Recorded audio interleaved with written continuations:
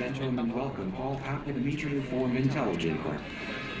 God, we have a car that talks on the stage, my goodness sakes.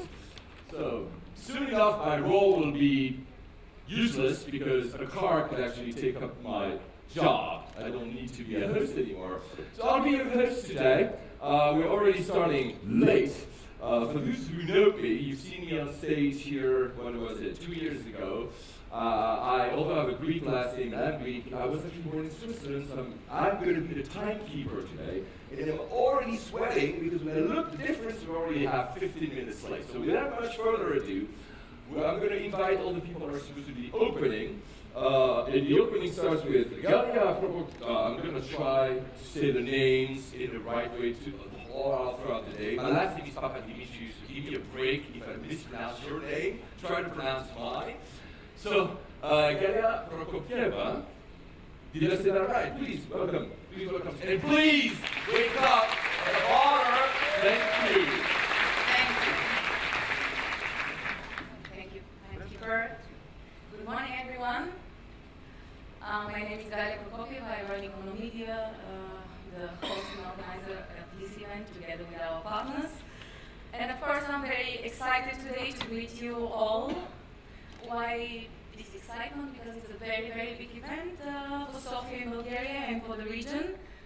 Because it's digital and everything digital is always very exciting because it changes how we live and how we sell and buy and collaborate and create assets and share assets. And does it change our lives forever and the lives of our generations? Can we call it a revolution? Yes. Can we call it a revolution which will change life forever? Let me show you something. It's a finding which was based on a very thorough research, empirical economic research. It was, I first saw it presented by a macroeconomics professor who happens to be Bulgarian. He's currently the Dean of INSEAD and among the leading minds in the field. And what this graph, his graph, shows is no matter the revolutions back in history, no matter the setbacks or wars or breakthrough innovations, the economy tends to grow at a constant rate of 1.85% in the long run. That's it.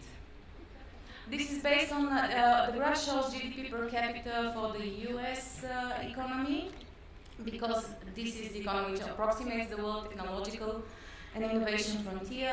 The rest of the world tends to converge. But that's the conclusion, 1.85% over the long run.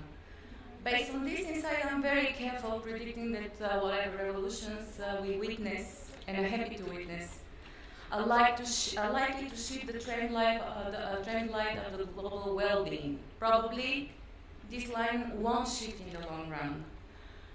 Can we even take this growth for granted? No, says the same professor. It will only continue if the advancement of technologies and innovations continue, and all the efforts of corporations and research labs and entrepreneurs continue.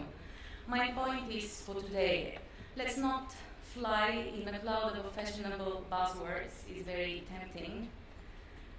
Yes, digital is fact of life, it is transforming, but it doesn't do the miracle by itself. Can we call Sofia the Silicon Valley of Central Eastern Europe? Can we?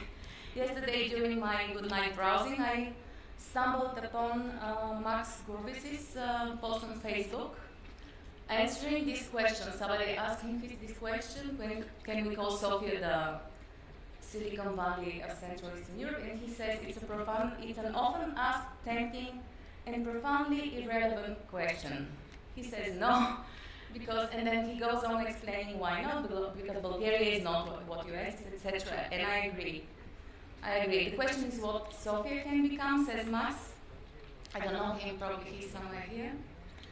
And he answers that Sofia might take a niche of some kind of technology or business knowledge systems like Switzerland, leading watches, etc.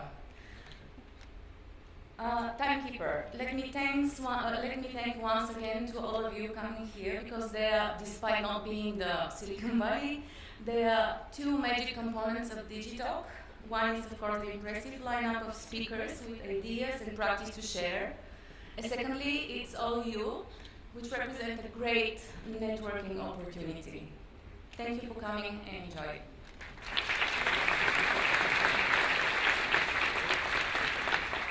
And without much further ado, I'm going to invite on stage Pavel Ezekiev. Oh, hello, Pavel. How are you? Good to see you. Yes, thank you. Good morning. This is the fifth time I have the pleasure to welcome all of you back to Digitalk. So it's been 5 years now. And what I can share is 3 years ago in this place, there were probably one group of professionally managed people trying to do VC in Bulgaria, in the region. And now I think there's 5, if not 6 fund managers, and this is largely thanks to the effort of our colleagues from EIF and their unwavering support over time. This is also thanks to the fact that it's a ball which kind of strengthens each other. So the more we try to do, the more the entrepreneurs get confident that they can have access to what they actually need in terms of money and the network. Also, what I can share about our personal experience at Nevek is we have now backed successfully 14 companies with our second fund. These companies, we hope to double our support, or almost double our support in a short time frame. They have, most of them have now successfully started to expand throughout Europe and the US, and the big ones have actually managed to successfully scale themselves in places as far afield as India, Brazil, and Mexico. When I say successful, I'm highly critical of trying to qualify, but they're actually successful there. So this works. And I'm sure that this is also a very good venue for you to find out what can work for you, to meet new people, to share your stories and to share your ideas. Because I know that in the audience there's the same people who were here 5 years ago and probably just thinking or beginning to imagine things, and now they're running companies which are successful, and this works. So welcome everybody. Thanks very much to my partner Stefan and Gergana, who did all the work this year. I did pretty much nothing, and hope to pay back in kind next year. Thank you, Paul, and thank you everyone, and have a great time today. Trust me, you want to thank me at the end of the day, not at the beginning, because you have to see if I'm doing a good job or not. I'm trying to do as fast as I can for the moment. Next speaker, and I'm trying to pronounce his first name correctly, Lyuben Belov. Did I say that correctly? Oh, here we go. Hello, how are you? Thank you. Good morning, everyone. On behalf of Launchpad Partners, it's my great pleasure to welcome you here today. Usually I'm opening, but all the credits should go to my partner, Stefan, who is over there, so please give it up to him. We're usually being asked very often, why are you doing this event? And being arrogant, I'm saying because we can. No, just kidding. Because we must do it. And we must do it mainly because when seeing the vibrant community of startup founders in Bulgaria and the region, we consider that the most important thing for them to grow is actually to help them build their knowledge and help them build their network. And that's what Digitalk is. Digitalk is the place, the platform where we consider this is the most important thing for entrepreneurs to meet with other people, to open up their eyes. And because we are in the investment business, we invest our effort and our time and our energy in making this happen, because it's important for the development of the ecosystem. And that's actually my idea to share with you, that maybe this is the moment when all the startup founders and the other people should put their effort and leverage on that opportunity to make new contents and to start building their network and get the most of the knowledge available here in the room. Thank you very much and enjoy.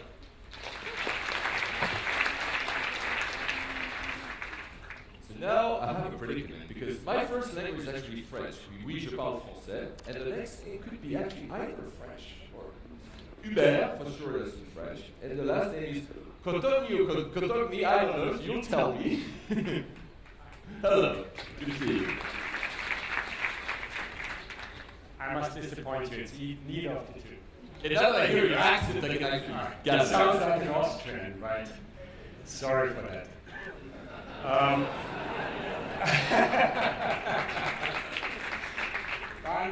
I'm really grateful to be here, and I would like to start with a quote from The Economist, because I guess it fits perfectly to this event and to this room.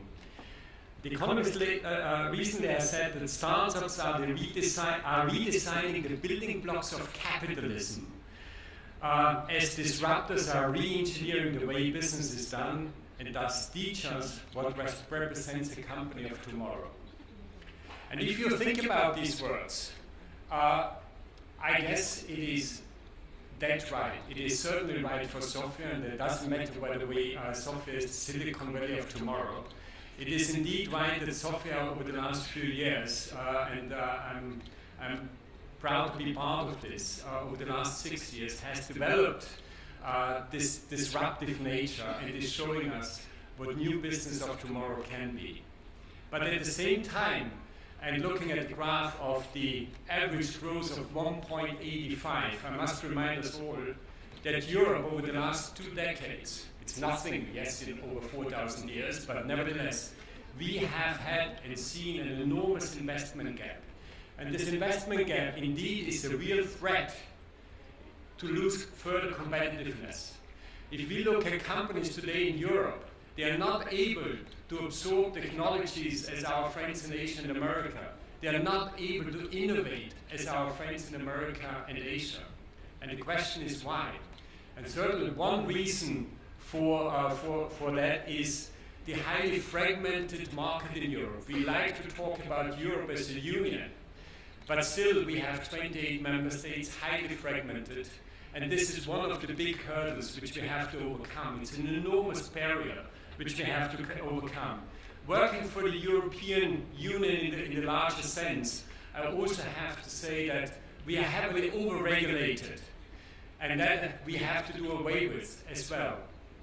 And in that respect, the European Investment Fund is indeed promoting, with all our means which we have, both on the regulatory side but also with our financial means, to develop ecosystems.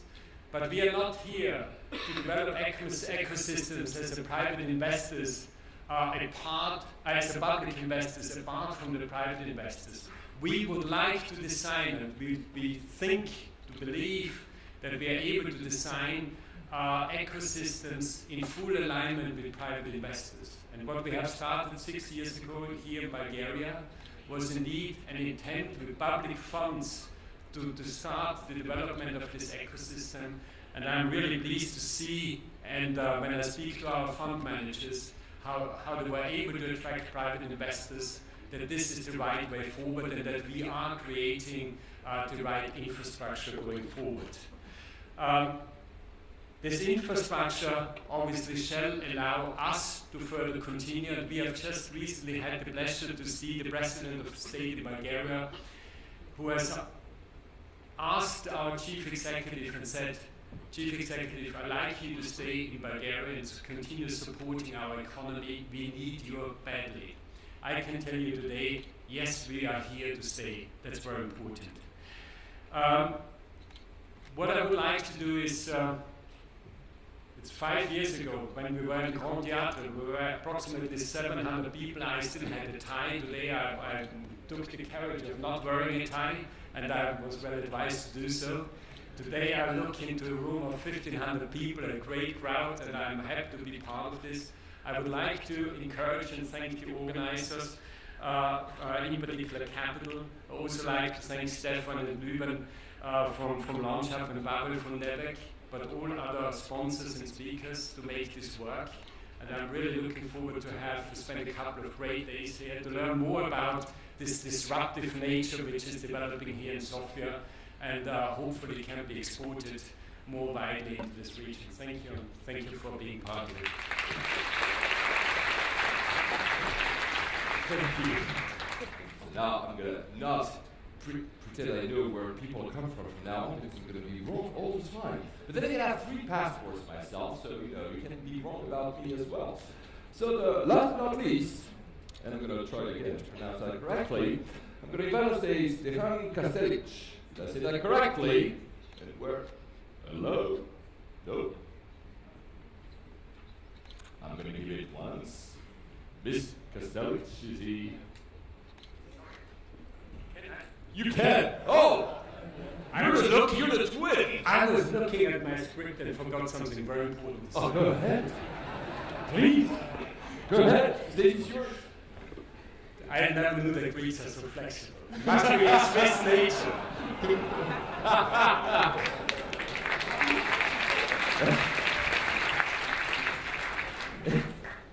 Indeed, I have something really important to say. Just recently, the Romanian government has announced that they would like us to engage in a similar journey with them in Romania to start developing the accelerate and seed economy in Romania.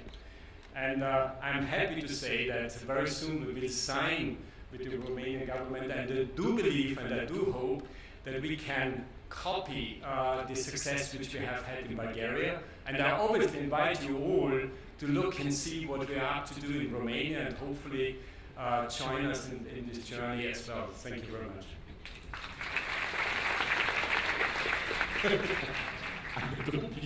Actually, the good thing about my passports is that, so I have the Greek passport of my father, so I dodge my taxes, like they hide the money.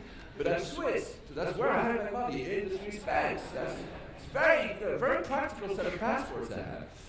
So I've just started, actually the person I was calling on stage will actually be live directly, so I'm waiting for the screen to appear, and oh, there you go. So I guess, yes? Can you hear us? No? Come on, say something. Oh, here he is. Please, the stage. First, I need to comment that your pronunciations today are not getting better and better, but still it's important that you do the announcements. So, it's a great pleasure to be able to address all of you, even though I'm in our headquarters in Vienna.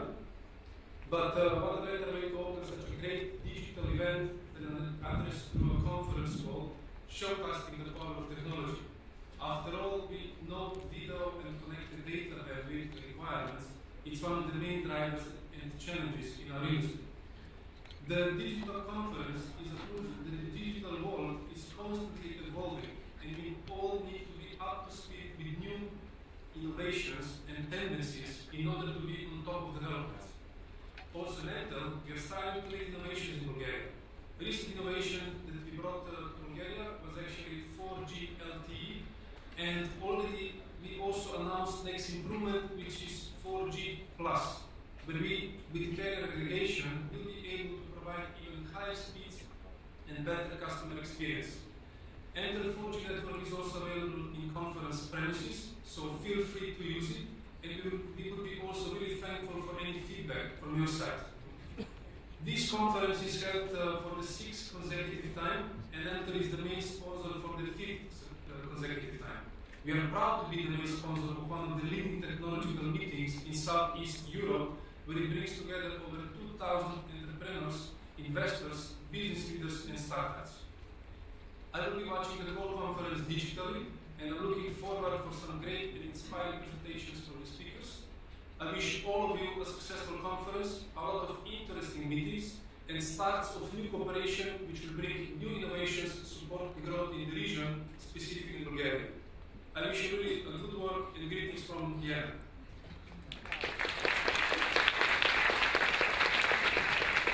Thank you. For once, this works, because usually when we try these kind of things, it actually never works. Another thing, we're going to start now to see if the next thing, which is my presentation, actually works. So we're trying something different for one time. So I'm going to see if these guys are ready. Are you? Yeah, so hello. I've been here like 2 years ago, if you remember me. I'm Papadimitriou, you got that, although not fully Greek. I do scouting for innovation globally, but today I want to ask you solely one question. And that question is, how do you travel? Because travel is actually many things to many people. Travel can be a hassle for some people, can be an obligation from others, can be like for Mr. Alexander, you'll have after me, a pleasure because like I do, he loves airplanes, but it can be many things, memories, can be a discovery. For me, it is the journey. The fact that we go in and look at the window of an airplane, and I'm so happy. People know me because I'm always in planes, but I really love the actual journey. And I believe we all are, in some ways, in a journey at all times in our lives. Technology itself is an actual journey. Technology, the fact that we've seen all these new technologies arriving, and we're unsure sometimes whether they make our lives better or not. These are also journeys that we are all together, and we're all trying to understand, and we're here today to try to understand what they are. For me, technology is one simple thing. The definition I give it is what we invent as people to make our lives better. That's it. There's no need to go into like very difficult definitions. It's just what we invent to make our lives better. We've always done that. If you ask Siri about the emotion of travel and the emotion of technology, she says, I'm not sure I understand, you can try it. She doesn't know how to use it. She doesn't know what it means. She's very practical because she lacks still, technology lacks that emotion that only humans can bring. If you're a parent, if you're in a family, but if you're also an entrepreneur, you know about these journeys. Every innovator, every parent, every traveler goes into unknown territories. We go to places we don't know. We go to new places. And this is what we do as humans. We go on journeys. I do that all the time. You do that on a personal level. We are welcoming the unknown. The good innovators, the good entrepreneurs, the good travelers are always welcoming the unknown. We love that discovery. And this is the journey that you have to try. And I can always answer any type of journey, whether it's business, marketing, anything, with 3 questions. Who are we? Where do we want to go? And how do we get there? These questions answer everything. In my work, this is how I work. I answer these questions to all my clients, to all the people I work with. Who are we? What is your identity? Whether it's a brand, whether it's a personality. Where do you want to go? What's your goal in life? What's your business purpose? How do you get there? How do you get there if that is technology? That's the journey, that's technology. Technology just means to an end. The identity first, the discovery, the journey, and the technology. All questions can be applied we get all the answers to these 3 questions all the time. Think about it. Think about your own life. You are maybe Bulgarian. That's the identity. And that's going to shape how you discover things. It's going to shape how you make a business. It's going to shape how you create a brand. And that's going to shape how you're going to travel as well. These 3 questions connect the dots for everything, for travel again, for marketing. They connect the dots between all these little points of time in your life and all these points of time in your businesses as well. You don't have to think of innovation as something very strange and very mysterious. This is just about connecting those dots. Who you are, where do you want to go, and how do you get there? If you have the answer, if you try even to answer the 3 questions, you're going to see so many things. You're going to understand what you actually are, who you actually are as a business or as a person. And what you're going to do, you're going to try to invent with the technology better lives. That's what we do. We try to invent our better lives. We want better life for our kids. That's something that everybody has done. In all the history of mankind, you want better life for your kids. That's why we're sometimes afraid. That's why we sometimes vote without thinking too much. We try to Brexit, whatever, right? Because I live in London. But we try to invent better lives. And I think that leads always, at some point, in the long term, towards happiness. It always leads toward happiness. I'm not going to define what happiness is, but if you ask yourself these 3 questions, you get there. But how do you do it? Me, I'm not going to give you the answer, but this is how I do it. I think the best way to make that journey, the best way is to disrupt yourself all the time, whether you're a business, whether you're a person. Disrupt yourself. Be uncomfortable. Discover these unknown territories at all times. If you do that, not only you will feel alive, but you will actually discover more. This is what I did, to give you an example. I went to Macau, the highest tower in the world that you can legally jump off from, and I jumped. Yes, that's me jumping off a tower. 250 meters of jumping, of free fall jumping. Why? This is exactly what I was telling you. Be comfortable. At the moment I was on that platform and it's about to fall, my entire body was telling me, what the hell are you doing, Paul? You're not supposed to free fall. And I did it. And I was scared. And I was uncomfortable. I distracted myself. By doing that, at the end I was very happy. And I learned something about myself. So what I want you to do, whether it's your business, whether it's your private life, I want you to always jump. Jump. Always jump. Disrupt yourself, and you're going to be happy, and you're going to be successful. Jump. Can you say it? Jump. Come on. Jump. Jump. 1, 2. Fantastic. So on that, I'm Papadimitriou. Thank you very, very much.